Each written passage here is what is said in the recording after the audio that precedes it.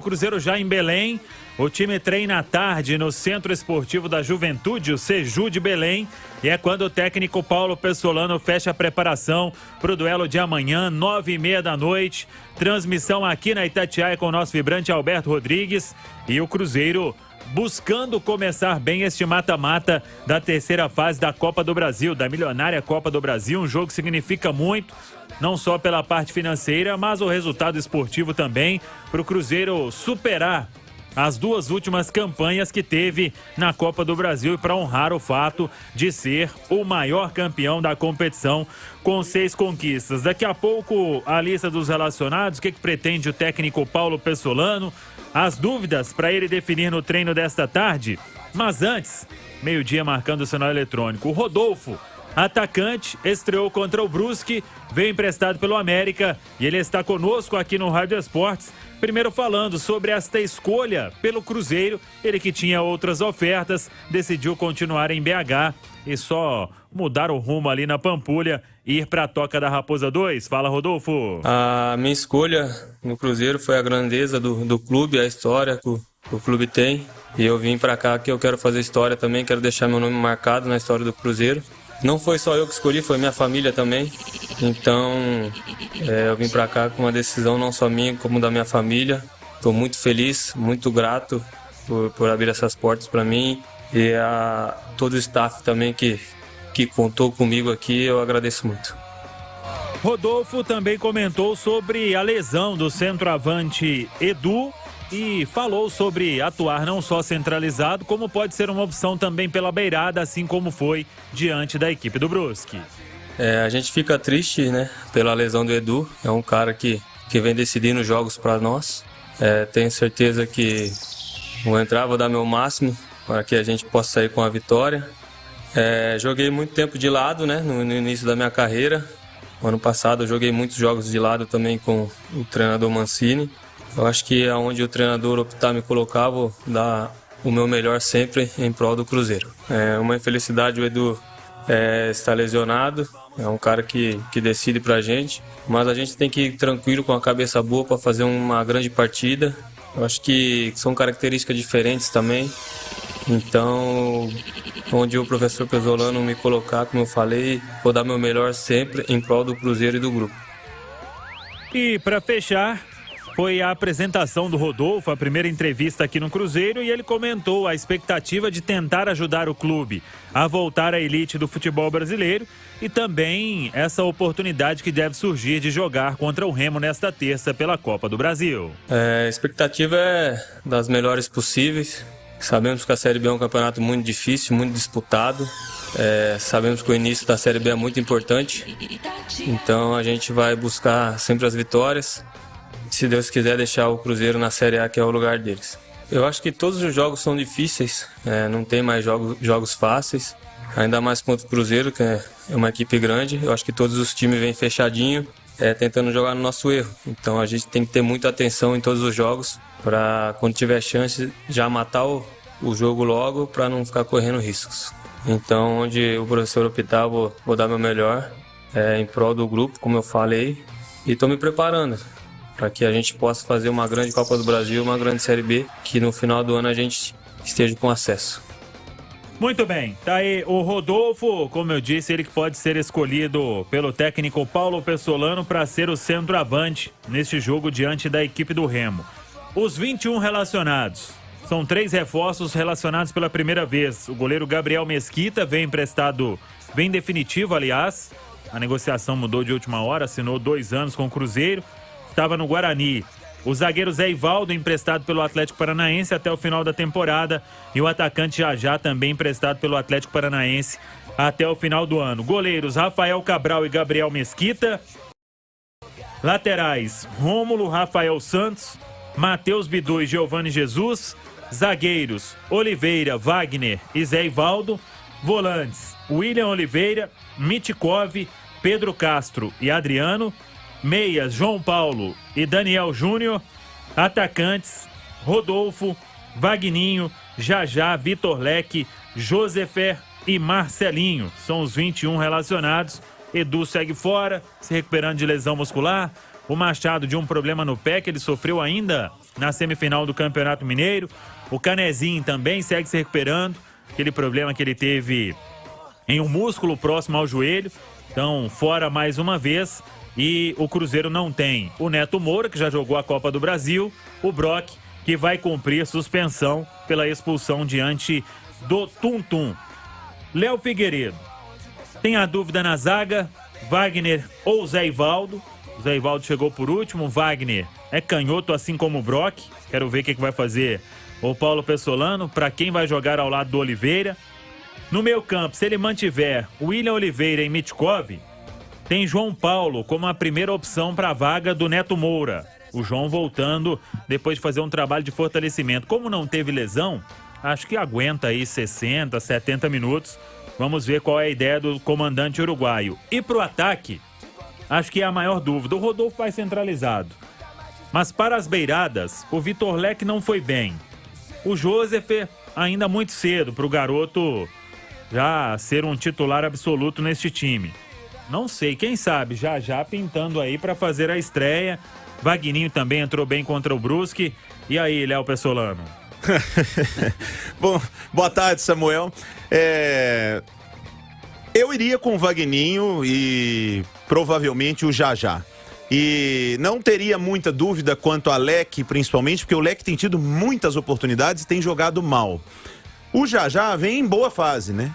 O Jajá ainda é muito jovem, acabou de chegar, mas não tem muito segredo, Samuel. Para o estilo de jogo dele, fazer um lado de campo ali, o que o Pessolano vai pedir e que talvez ele demore um pouco porque não está desde o início do trabalho, são alguns posicionamentos na hora de marcar, né? Que o Pessolano gosta muito da marcação na saída de bola, marcação-pressão.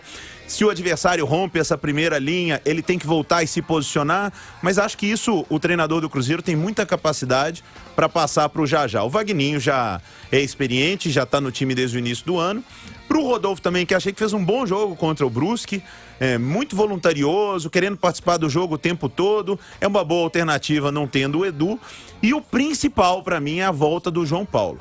O Cruzeiro teve muita dificuldade no jogo contra o Brusque na construção pelo meio do campo. O Cruzeiro tem alguns bons jogadores, bons volantes, mas tirando o Canecim, nenhum dos outros tem uma capacidade muito de construir jogadas, de aproximar na turma da frente. E o João Paulo é esse cara, que tem um toque um pouco diferente, que tem um bom drible, uma boa batida de fora. Então, se ele tiver capacidade de jogar 70 minutos, como você falou, joga de titular, até se matar dentro do campo, depois tira, coloca um volante, mas a volta do João Paulo pode ser determinante para o Cruzeiro. Ô Simões, aquilo que a gente falava do jogo de terça e um Cruzeiro bem desfalcado, neste tem alguns desfalques importantes, mas aí você já ganha de volta o Wagner, que estava suspenso, o Zé Ivaldo, tem o João Paulo, o Daniel, o Jajá. Então são boas opções para o técnico Paulo Pessolano, já dando uma encorpada neste elenco inicial que foi montado. Sim, o Samuel, e principalmente no setor de criação ofensivo, né? O João Paulo, por exemplo, se puder jogar, é um baita reforço, porque é um jogador que realmente vem fazendo um grande início de temporada no Cruzeiro. E o Daniel Júnior, né, eu vejo, ele está à frente do Vitor Leque. Mesmo que sejam jogando pelo lado, né, pelas opções do Pessolano, a gente percebe. Ainda tem o acréscimo do Jajá. Então, quer dizer, o Cruzeiro vai poder ter um setor ofensivo melhor do que teve naquele jogo contra o Brusque, para encarar um Remo que vem de derrota na Série C e cansado, né? Porque apesar de serem estados vizinhos... Jogou viagem, sábado, né? Jogou sábado, é distante, né? Eu vou até olhar a distância aqui, a gente fala, mas é muito longe. Manaus, Belém, não é uma coisa, não é curtinho, não. Ô Samuca, e só mais uma, porque eu me esqueci aqui da possibilidade do Daniel Júnior, que o Simões lembrou bem. Ele pode também usar o Daniel e o Vagninho jogar do outro lado. Sim, o Vagninho tem possibilidade, é experiente para jogar pelo lado direito. Eu acho que são 4 ali para 2 vagas. Vagninho, Daniel, Jajá e Vitor Leque. Exatamente. O Rodolfo centralizado. Tirando o Leque, o que ele colocar aí para mim tá bom. Pois é, vamos ver. Então, neste último treinamento, à tarde, no Centro Esportivo da Juventude. Olhou aí a distância? São 1.300 quilômetros de distância. Boa. Por estrada, são 3.000. Por estradas, eles devem ter ido de avião, né? Mas mesmo assim, 1.300 quilômetros de distância. Quase 3 vezes ir ao Rio de Janeiro. Pois é longe. O Cruzeiro, até pela viagem também, foi ontem à noite. um voo direto da Azul, então chegou no início da madrugada, a turma descansando e agora tem o treinamento à tarde, a última atividade do Pessolano. Vamos saber então, Milton, qual time ele coloca em campo neste duelo de ida, terceira fase da Copa do Brasil amanhã, 9h30 da noite, estádio Baenão contra o Remo. O Cruzeiro está concentrado no Hotel Mercury, em Belém, e às 4h vai ao Centro Esportivo da Juventude, o Seju, em Belém, para a última atividade. O técnico Paulo Pessolano vai definir o time que joga diante da equipe do Remo.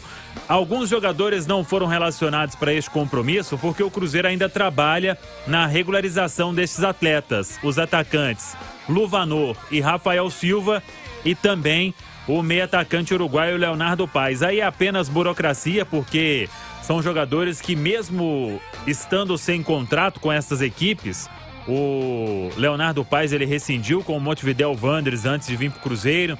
O Rafael Silva já tinha rescindido há um tempo lá com o time de Wuhan, na China.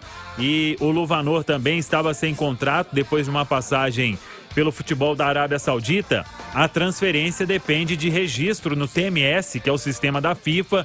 Então tem a transferência internacional. Isso demora um tempo, mas está tudo dentro do planejado. O Cruzeiro terá esses jogadores. Claro que trabalha para que eles fiquem à disposição para a terceira rodada da Série B do Campeonato Brasileiro. O jogo sábado contra o Tombense no estádio em Muriaé. Tombense mandando os primeiros jogos da Série B em Muriaé. O estádio em Tombos, o Almeidão, passa por algumas reformas para atender às exigências da CBF. Sobre o time, o Pessolano, como a gente disse no primeiro tempo aqui, vai confirmar somente no vestiário do estádio Baenão. Tem algumas dúvidas ali que serão definidas neste último treinamento. Agora, Alexandre Simões, a Copa do Brasil para o Cruzeiro tem um significado muito importante, não só por projeto esportivo, que é importante você conquistar classificação, ir avançando, mas quem passar de Cruzeiro e Remo vai faturar 3 milhões de reais, que é a presença, a cota de participação na próxima fase da Copa do Brasil, hein, Simões? Pois é, Samuel. Aí paga a folha e sobra troco ainda. Não, e isso é fundamental. Essa fase com o Remo já é 1.900.000. Isso. Né? Já é muito importante. E diante daquele cenário que o Ronaldo colocou, né, de que o Cruzeiro tem todas as receitas que poderia receber de 2022 antecipadas, né, o que pode colocar dinheiro no Cruzeiro nesse primeiro ano de SAF? A Copa do Brasil, porque o clube avançando, ele vai recebendo as cotas da competição, e o torcedor, fazendo o plano de sócio, comparecendo aos jogos ou comprando os produtos oficiais do clube. Quer dizer, aconteceu um enxugamento muito grande da máquina do Cruzeiro, né? O Ronaldo disse que a previsão orçamentária era de 90 milhões, né, para 2022. Sim. E ele baixou para 35. Exato. Quase um terço. E que o orçamento, a arrecadação seria de 60, mas como estava tudo adiantado, não tinha nada para receber. Sim. Então, quer dizer, você pega 3 milhões aí, Samuel, é quase 10% do que o Ronaldo prevê gastar o ano inteiro no Cruzeiro. Então, é muito dinheiro para o Cruzeiro. E aí a gente pode dizer, apesar de ser Copa do Brasil, né, a pontuação fica em segundo plano, mas vira um jogo de 6 pontos, né? Pelo projeto esportivo de tentar avançar, é importante para o Cruzeiro voltar institucionalmente a ter as fases finais da Copa do Brasil, mas financeiramente eu me arrisco a dizer que é até mais importante para o Cruzeiro do que esse lado institucional, porque é quase 10% da previsão de gasto da temporada. O Cruzeiro já faturou 1.270.000 pela participação na primeira fase, depois 1,5 milhão, 1.270.000 contra o Sergipe, 1,5 milhão diante do Tuntum, agora 1.900.000, avançando 3 milhões de reais. Então, o Cruzeiro já faturou 4.670.000 e tem essa possibilidade agora diante do Remo. E Léo Figueiredo, o Cruzeiro tem aí hoje à disposição para jogar contra o Remo, amanhã no Baenão, o Rodolfo, que foi artilheiro, um dos artilheiros da Copa do Brasil em 2020.